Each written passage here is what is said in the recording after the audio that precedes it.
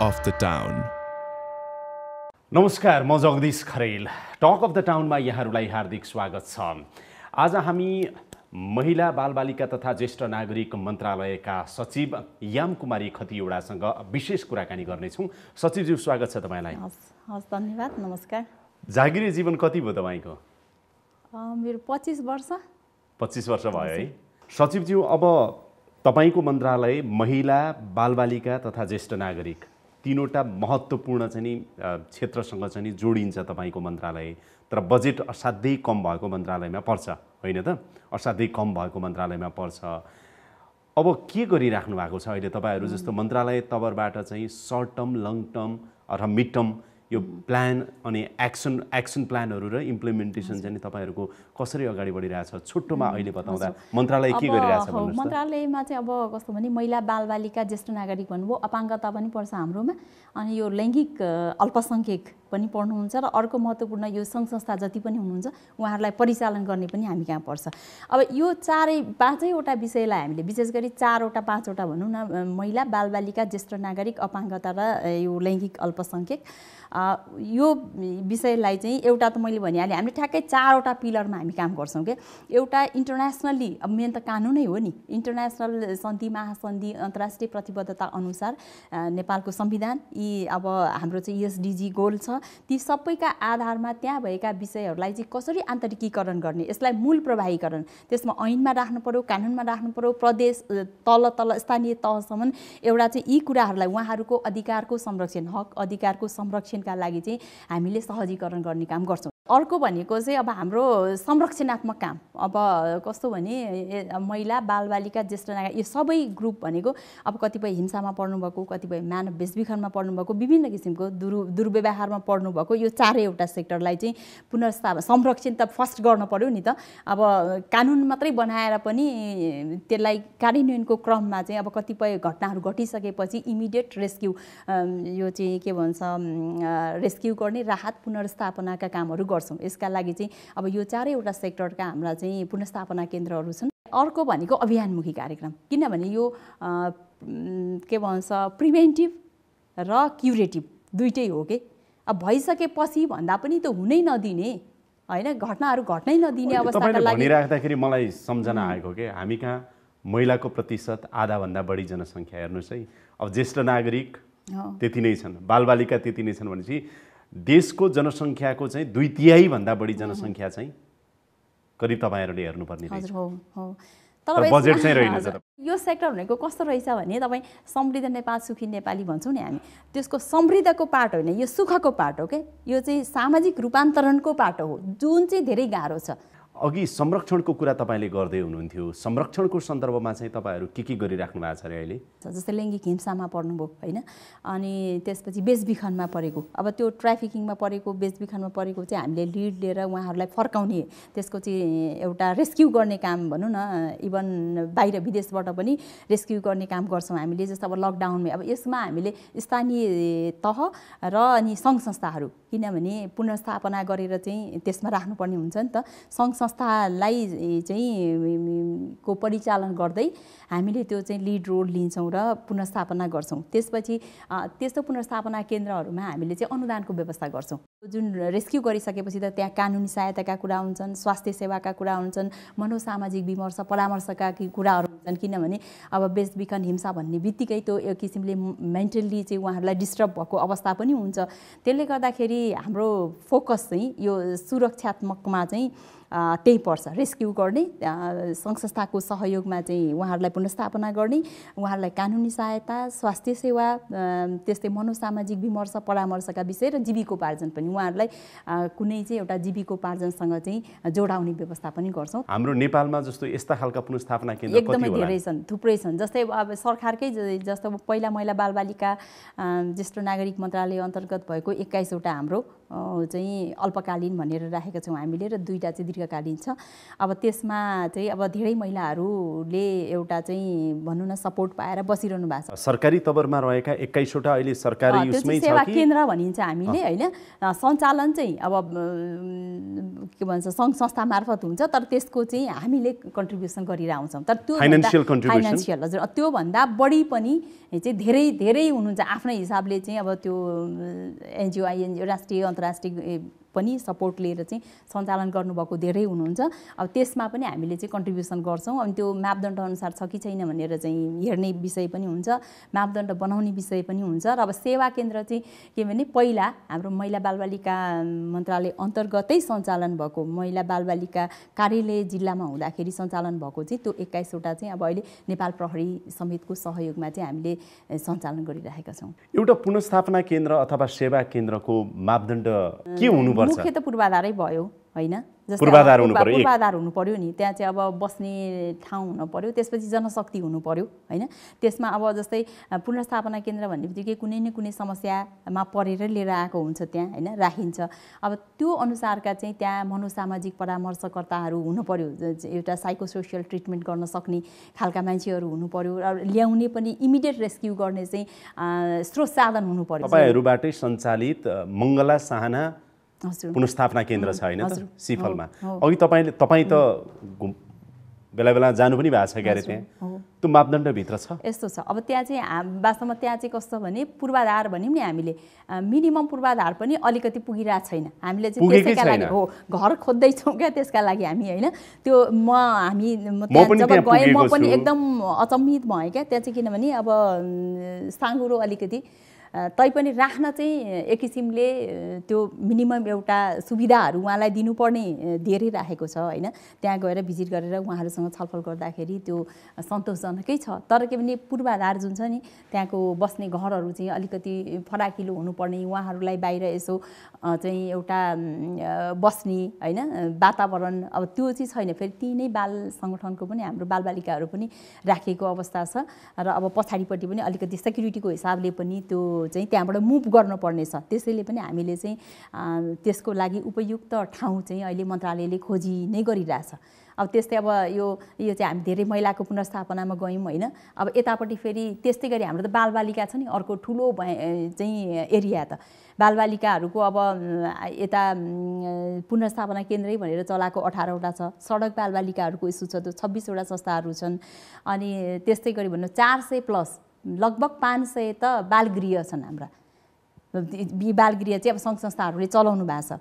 अब यी सबैको चाहिँ एक किसिमले मापदण्ड कतिको पुगेको छ कतिको पुगेको छैन भनेर सबै ठाउँमा अनुगमन वास्तवमा हुनुपर्ने अधिकांश ठाउँमा बिल्लीबाट अवस्था देखिन्छ। बेला बेलामा हामी समाचारमा पनि उल्लेख त गर्ने गर्छौँ सचिवज्यू, चाहे ती बालगृह हुन् चाहे विभिन्न पुनर्स्थापना केन्द्रहरू हुन्, यी चाहिँ हाम्रो चाहिँ दक्षिण एसियाली मुलुकको एउटा आधारभूत मापदण्ड अनुसार पनि यी पुनर्स्थापना केन्द्रहरू छैनन् भनेर मैले भने अब यो चाहिँ कस्तो भने कति छन् कति छैनन् भन्ने हो, अधिकांश छैनन्। अब यसलाई चाहिँ सुधार गर्नुपर्छ। हामी पनि त्यसमा त मन्त्रालय लाग्नु पर्यो नि त, लाग्नु पर्यो र लागि पनि रहेछ। त्यसको अनुगमन तपाईहरुले राम्रोसँग गर्नु भएन। यस्तो हुन्छ अब त्यसको अनुगमन चाहिँ जहाँबाट दर्ता गरिन्छ त्यहाँबाट पनि हुन्छ। हुन त के अरूले सङ्घ संस्थाले गरेको मात्रै होइन, सरकारले गरेको तपाईँ आफैले स्वीकार्नुभयो सिफलमा रहेको चाहिँ पुनर्स्थापना केन्द्र नै मापदण्ड अनुसार चाहिँ राम्रो छैन भन्ने कुरा स्वीकारिसक्नु। पूर्वाधार चाहिँ त्यहाँ पुर्याउनै बाँकी छ, किनभने कम्प्लिट त्यो छैन। जस्तै अब फेरि यो त रिलेटिभली हो नि त, कति भयो भने चाहिँ पर्फेक्ट हुने भन्ने त होइन, एउटा मिनिमम स्ट्यान्डर्डमा चाहिँ पुर्याउनु पर्छ। त्यहाँ चाहिँ हाम्रो पूर्वाधार हामी पुर्याउँछौँ। जस्तो भन्नु भने रेस्क्यु गरेदेखि उसलाई चाहिँ त्यहाँ स्याहार सुसार गर्नेदेखि बस्ने व्यवस्थादेखि लिएर काउन्सिलिङको व्यवस्था, कानुनी सहायता परामर्शको कुराहरूदेखि मुद्दा मामिलाको हेरदिनेदेखि लिएर उसको जीविकोपार्जनसम्मको र उसलाई चाहिँ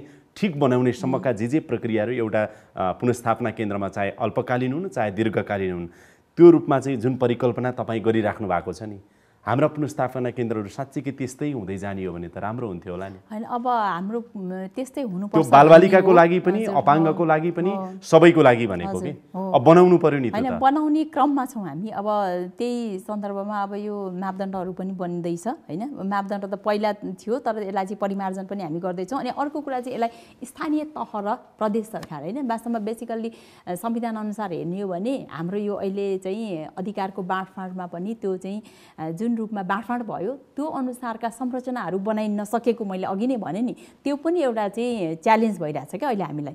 र अब यो स्थानीय तह अब अहिले हेर्ने पनि संविधान अनुसार र ऐन अनुसार बालबालिका ऐन हाम्रा जति पनि यो सेक्टरमा चाहिँ सञ्चालित ऐनहरू छन् त्यहाँको अधिकार हेर्ने हो भने टोटल्ली चाहिँ स्थानीय तहमा छ। तर कतिपय स्थानीय तहलाई पनि त्यो जानकारी छैन क्या।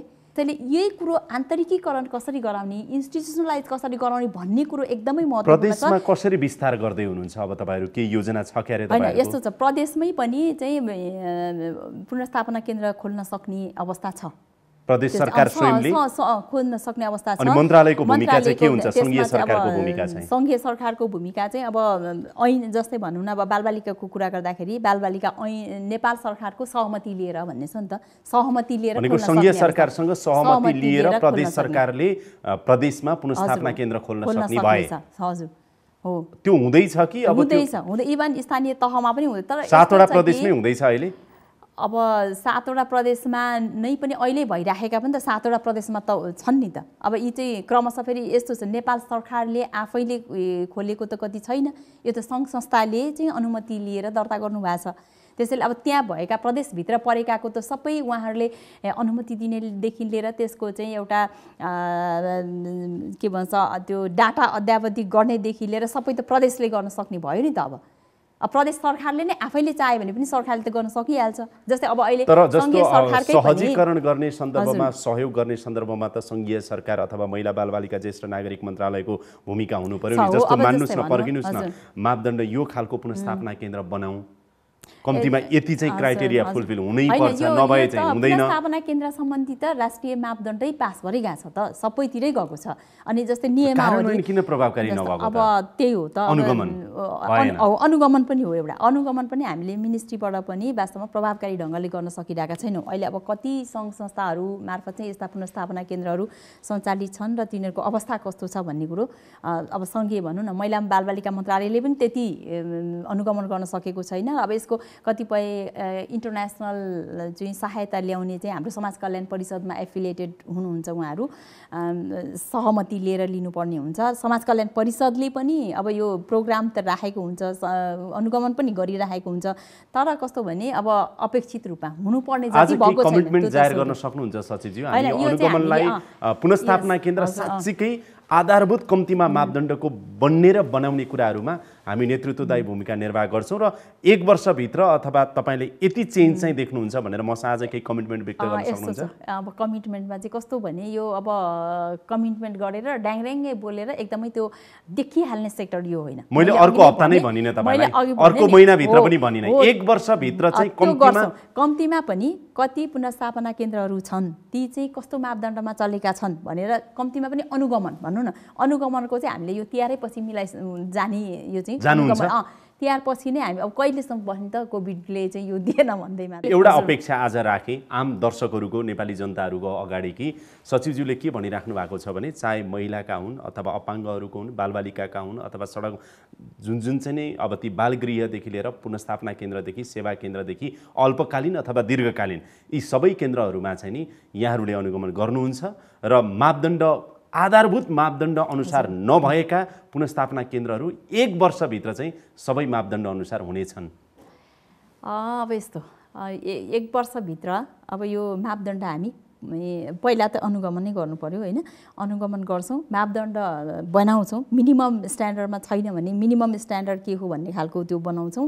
त्यसपछि अब यसमा स्थानीय सरकार र प्रदेश सरकारको चाहिँ समन्वय हामी कहाँ हुनुपर्छ किनभने अहिले कतिपय त स्थानीय सरकारले नै गर्ने भनेर इन्डिपेन्डेन्ट दिइसकेका छ नि त। त्यसैले जस राष्ट्रिय स्तरमा हामी चाहिँ एउटा मिनिमम मापदण्ड बनाएर कुन पुनर्स्थापना केन्द्रहरू चाहिँ कुन मापदण्डका छन् भन्ने खालको चाहिँ त्यो एउटा भनौँ न डाटाबेस फिगर निकालेर अनि क्रमशः त्यसलाई चाहिँ हामी मापदण्ड अनुसार बनाउनलाई पहिला त एक लेभलको सुधारको ऊ पनि दिनु पर्यो होइन। र मापदण्ड अनुसार नभएका चाहिँ जुन लेभलमा दर्ता भएका छन् त्यही लेभलमा चाहिँ यो यस्तो छ यसलाई चाहिँ अब कारबाही गर्नुपर्ने अथवा चाहिँ यसलाई चाहिँ मन्त्रालय एक्सनमा गर्ने भनेर जान्छ। मन्त्रालय एक्सनमा जानै पर्छ। 1 वर्षभित्र तपाईँले 100% त भन्न नसक्नु होला 70-80%सम्म भए पनि हामी परिवर्तन ल्याउँछौँ भनेर भन्न सक्नुहुन्छ? किन नसक्नु त्यो त अब हाम्रो कामै त्यही हो मिनिस्ट्रीमा गएर अब यो सुरु भइसकेको छ। फेरि दोहोऱ्याएर सोधे तपाईँलाई प्रदेशको भूमिका छँदैछ, स्थानीय सरकारको भूमिका छँदैछ, सङ्घीय सरकार भनेको सबैको एउटा अभिभावकीय दायित्व सहजीकरण गर्ने दायित्व बोकेको पनि सरकार हो तपाईहरू भनेपछि पुनर्स्थापना केन्द्रहरूलाई मर्यादित बनाउने कुराहरूमा, आधारभूत मापदण्ड युक्त बनाउने कुराहरूमा एक्सनमा मन्त्रालय जान्छ र 1 वर्षभित्र 70 देखि 80% परिणाम नै हासिल गर्न अब सकिन्छ। ठ्याक्कै प्रतिशतमा यति नै प्रतिशत भन्न त म सक्दिनँ होइन, तर जस यहाँले भने जस्तो हामी इमिडिएट एक्सनमा जान्छौँ र अब कति प्रतिशत हुन्छ, अब कहिलेका अब त्यस्तो भयो त्योभन्दा बढी पनि हुन सक्ला, 50 पनि आउन सक्छ, तर यति प्रतिशत गर्छौँ भनेर ठ्याक्कै यो मेजर गरेर भन्न सक्ने विषय होइन क्या। मैले भने नि त यो त यस्तो यो के भन्छ सोसियल चेन्जको विषय अनुगमन 100% गर्नुहुन्छ होइन, 100% सबै संस्थाको गर्न नसके पनि हामी अनुगमन इमिडिएट सुरु गरिहाल्छौँ। मलाई खुसी लाग्यो तपाईको यो कमिटमेन्ट सुन्दाखेरि। यो रेकर्ड छ सचिवज्यू, 1 वर्षपछि तपाईलाई म फेरि इन्टरभ्यु गर्छु। सुरु हाम्रो कामै त्यही हो, सुरु गर्छौँ त भने मैले होइन, र त्यो चाहिँ हामी गर्छौँ पनि। जस्तो एकछिनलाई मान्नुस्, पुनर्स्थापना केन्द्रमा आएको कुनै पनि व्यक्ति ऊ मानसिक रूपले त साँच्चीकै विक्षिप्त बनेको हुन्छ नि, होइन त?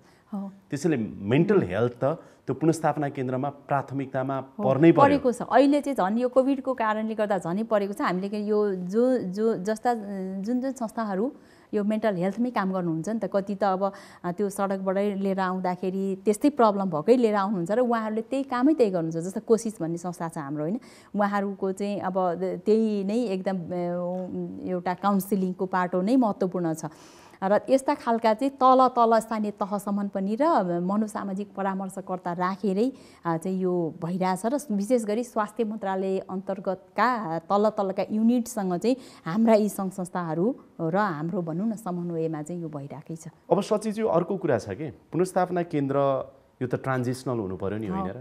यो सधैँलाई यो एक हिसाबले त जेल जस्तो पनि त हो नि। यो अन्ततगत त हामीले चाहिँ त्यो व्यक्तिलाई उसको समुदाय अथवा परिवारसँगै पुनर्मिलन अथवा पुनर्स्थापना गराउनु पर्यो। के छ भन्नुहोस् हो यसको एकदमै प्लान फाइनल। अब हाम्रो फर्स्ट प्रायोरिटी भनेको चाहिँ उसको परिवारमै अथवा आफन्तमा। मन्त्रालयको अहिलेको पनि 1 नम्बरको प्रायोरिटी परिवारमै पुनर्मिलन हो। त्यसरी बाहिर भेटेकै पनि इभन सडकबाट लिएर आउँदाखेरि पनि पहिलो प्राथमिकता। तर त्यहाँ यो चाहिँ परिवारसम्म जान नसकिसक्दाखेरि मेन्टल्ली भनियो नि त अघि होइन, त्यो चाहिँ उहाँहरूलाई ट्रिटमेन्टको क्रममा एकदम ट्रान्जिसनल हो यो चाहिँ। अब कोही पनि छँदै छैन भने त राज्यले गर्नु पर्यो होइन। अनि त्यो खोज्ने के गरौँ भने पुनर्स्थापना केन्द्रहरू धेरै बन्नु नपरोस्। हो यस, हाम्रो पनि त्यही हो। पुनर्स्थापना भएकालाई स्तरोन्नति गर्नु पर्यो होइन, एकदम राम्रो बनाउनु पर्यो, मापदण्ड अनुसारको बनाउनु पर्यो र फाइनल भनेको चाहिँ परिवार र समाजमा पुनर्स्थापना नै हो। र त्यसरी लिएर आएको तपाईहरुसँग स्ट्र्याटेजी भन्नुस् त। जस्तो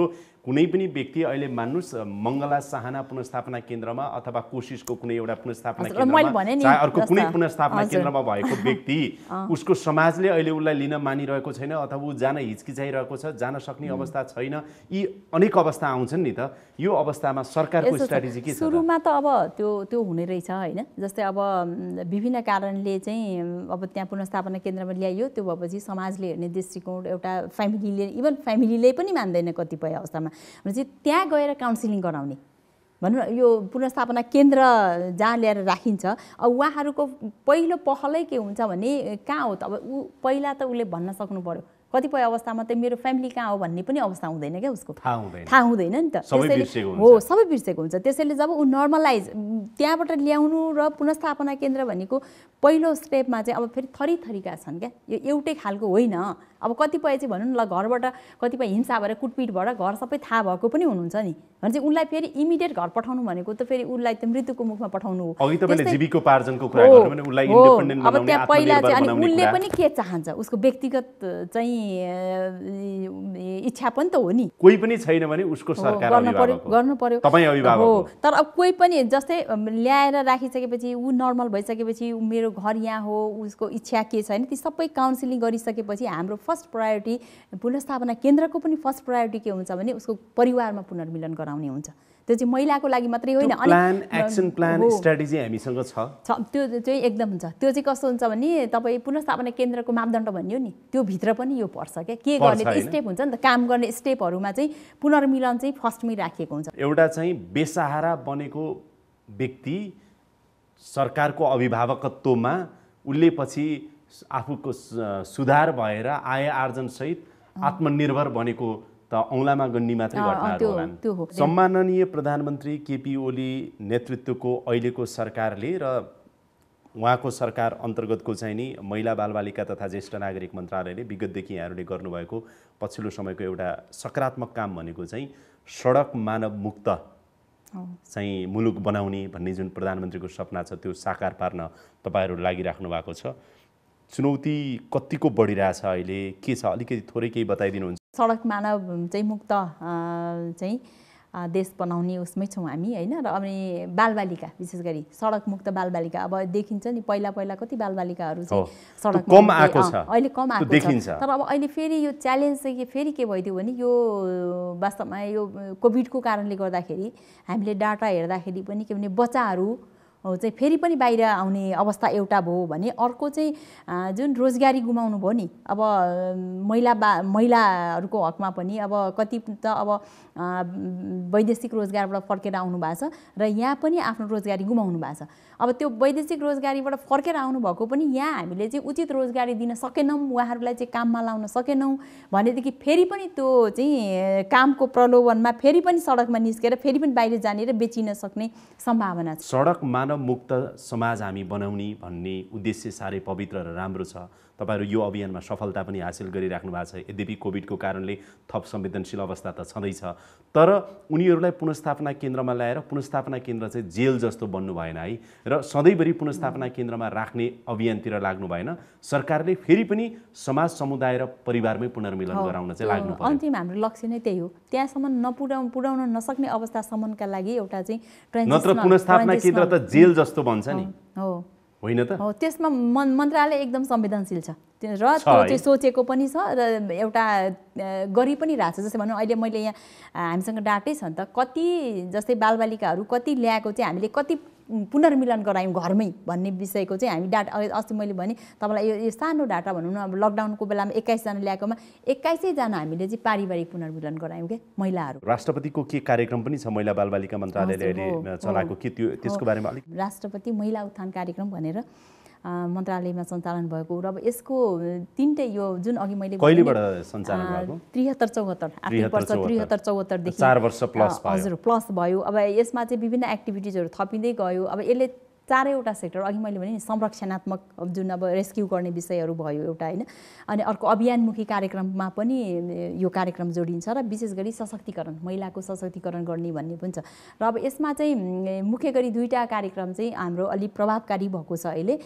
जस्तै एउटा कार्यक्रम चाहिँ यो उद्धार गर्ने कार्यक्रम, हवाई उद्धार गर्ने छ। हामी हेलिलिफ्ट गरेर जहाँ चाहिँ यो यातायातको पहुँच छैन, सडक सञ्जाल नजोडिएको र अब एम्बुलेन्सहरू राम्रोसँग यातायात पुग्न नसक्ने भनौँ न, सडकबाट जान नसक्ने ठाउँहरू जहाँ विकट हिमाली जिल्लाहरू छन्, पहाडीका पनि चाहिँ विकट गाउँहरू छन्, त्यस्तो ठाउँमा चाहिँ डेलिभरी कम्प्लिकेसन, यो चाहिँ गर्भवती महिलाहरू जुन सुत्केरी हुने बेलामा कम्प्लिकेसन आउँछ र त्यहाँको स्थानीय स्वास्थ्य केन्द्रमा हुन सक्दैन भनेपछि चाहिँ एउटा हाम्रो सानो मेकानिजम छ, त्यहाँबाट सिफारिस गर्ने। त्यो भइसकेपछि हामीले चाहिँ हेलिकप्टरबाट लिफ्ट गरेर उहाँलाई चाहिँ ल्याएर अब कहाँ हो जस्तै भनौँ न, अब कर्णाली प्रदेशबाट धेरै आउँछ यस्तो, नेपालगञ्जसम्म ल्याएर त्यहीँ सुविधा सम्पन्न हस्पिटलमा जहाँ रेफर गर्नुहुन्छ डाक्टर साहबले त्यहाँ ल्याएर चाहिँ उपचार गरेर चाहिँ हामीले उहाँहरूलाई पठाउँछौँ। र सरकारले नै गर्छ? सरकारले गर्छ। सङ्घीय सरकारले गर्छ कि अथवा त्यो कार्यक्रम अन्तर्गत गर्छ? सङ्घीय सरकारले गर्छ। यसमा हाम्रो चाहिँ अब सिडिओ कार्यालय त्यहाँ सिफारिस गर्ने र अब त्यहाँ स्थानीय तहको स्वास्थ्य केन्द्र र 73-74 देखि अहिलेसम्म कति गर्नु भयो होला, केही छ डेटा तपाईसँग? 73-74 मा चाहिँ यो यस्तो 73-74 मा चाहिँ कार्यक्रम सुरु भयो हैन, यो राष्ट्रपति महिला उत्थान कार्यक्रम भनेर।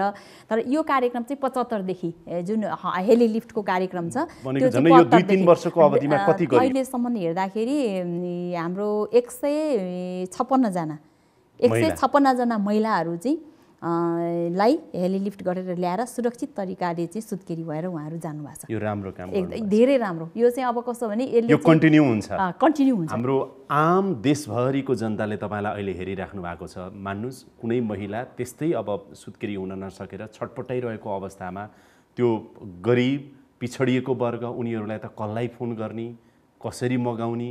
हाम्रा लागि एउटा बसको सुविधा त छैन, हेलिकप्टर आउला र भनेको जस्तो लाग्ला। अहिले तपाईँलाई पनि टेलिभिजन हेर्दा त्यो सोचिराख्नु भएको होला। त्यो सजिलो उपाय के छ भन्नु? त्यसको सजिलो उपाय चाहिँ सिधै मन्त्रालयमा एउटा हटलाइन छ, अन्जु ढुङ्गाना सम्पर्क व्यक्ति हुनुहुन्छ नजिकको वडाध्यक्षलाई भन्दा स्थानीय तहलाई भन्नु पर्यो अथवा सिडिओ साहबलाई जिल्लाको सिडिओ साहबलाई फोन गर्ने बित्तिकै उहाँकै सिफारिस नै हामीलाई चाहिन्छ अथवा जहाँनिर अब सुत्केरी हुन त उहाँ त कुनै स्वास्थ्य चौकीमा यसरी सजिलोसँग बुझौँ है सचिवज्यू यदि त्यस्तो केही समस्या भयो भनेदेखि अब अहिले त फोन त जताततै छ सिडिओ कार्यालयको फोन भइहाल्छ सिडिओ कार्यालयमा गएर भनियो भनेदेखि सिडिओ साहबले त्यो गर्नै पर्छ गर्नुहुन्छ भइरहेछ त्यो काम दुर्गम ठाउँ जहाँ हुनुहुन्छ जे हुनुहुन्छ त्यो निःशुल्क रूपमा हेलिकप्टरको सुविधा दिएर उपचारको लागि चाहिँ ल्याउने व्यवस्था सरकारले गरेको छ तर तपाईले आफ्नो वडाध्यक्ष अथवा गाउँपालिकाको अध्यक्ष उपाध्यक्ष जनप्रतिनिधि जो छन् उनीहरू मार्फत सिडिओलाई एकचोटि फोन गर्नुहोस् हजुर अथवा सिधै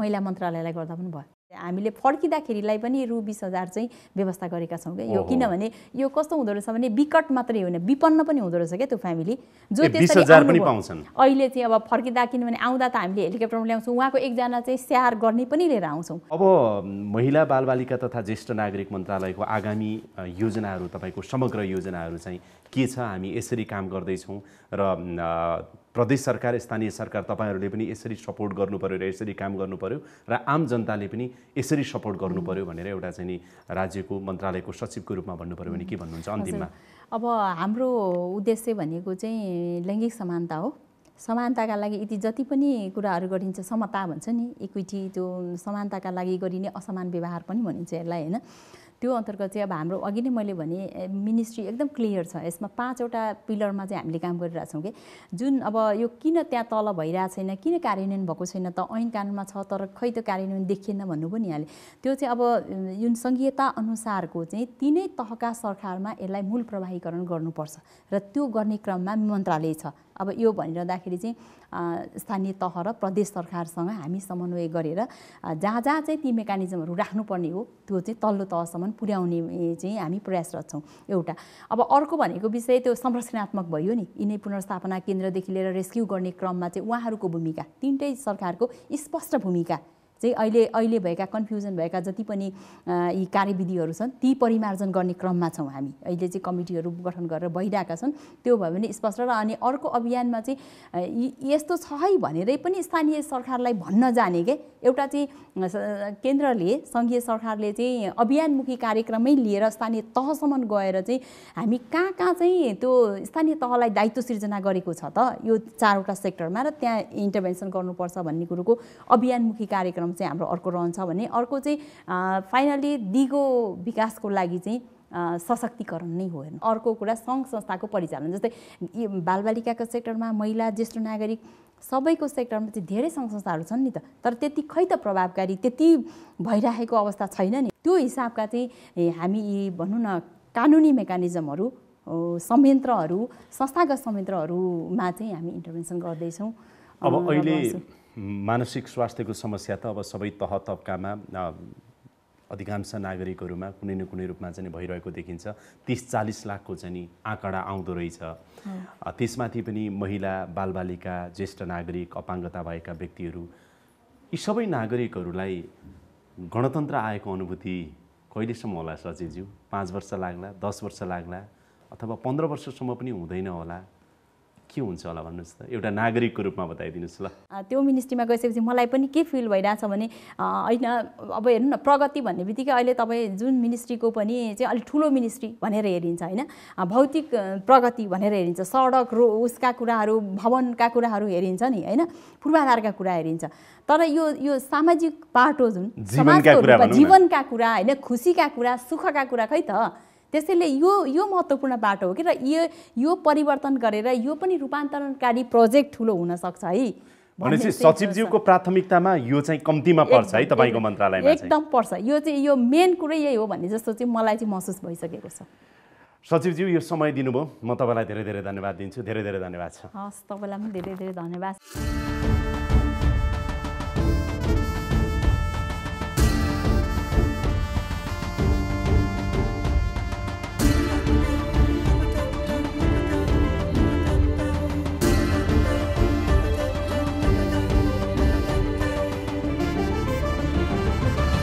Talk of the Town.